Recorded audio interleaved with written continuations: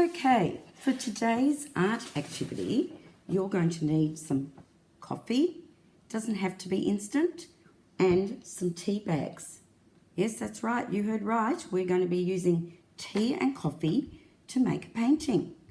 So, for the first part, get an adult or an older person to fill quarter way 2 cups of boiling water and add 2 teaspoons of coffee into one and really mix it well.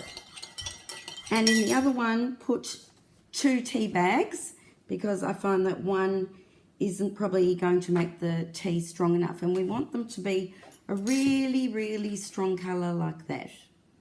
Okay, the other things you're going to need are, I've got an assortment of different materials that I've found from around the house. Yes, I do have paintbrushes, of course, and that's great if you've got those, but it'd be really good to try something a little bit different, like some Q-tips. And I've got, this is, I think, for eyebrows. I found that in my makeup cupboard. Some makeup brushes and some eye pads, as in to clean off your eyes, of cotton wool, and a makeup sponge and another makeup brush.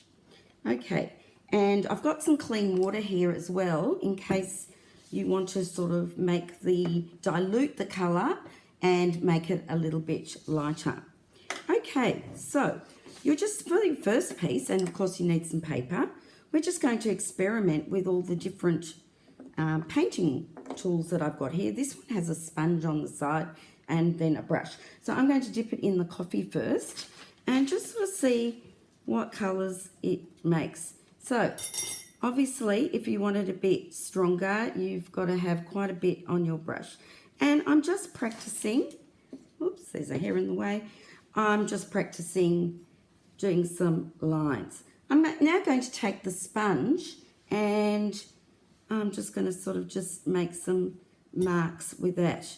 Now remember, you can always go over, if you want them a bit darker, you can always go over them afterwards. You don't really need to clean these out.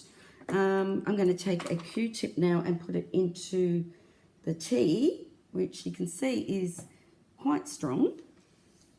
And that gives a slightly different effect.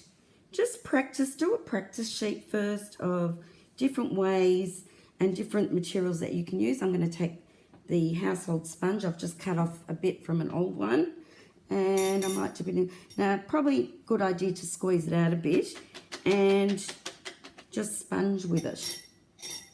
Now, if you find that this is a little bit too light, you can always add, preferably with a dry spoon, but you can always add more coffee to make it stronger.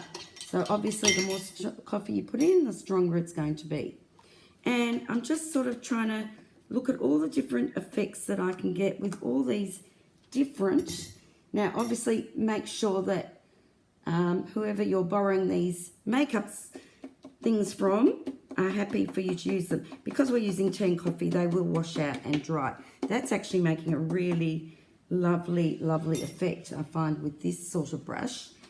See, so you may want to do a background and then let that dry and draw a picture in maybe a lead pencil or a black marker on top and use that as a background, or you can paint a picture.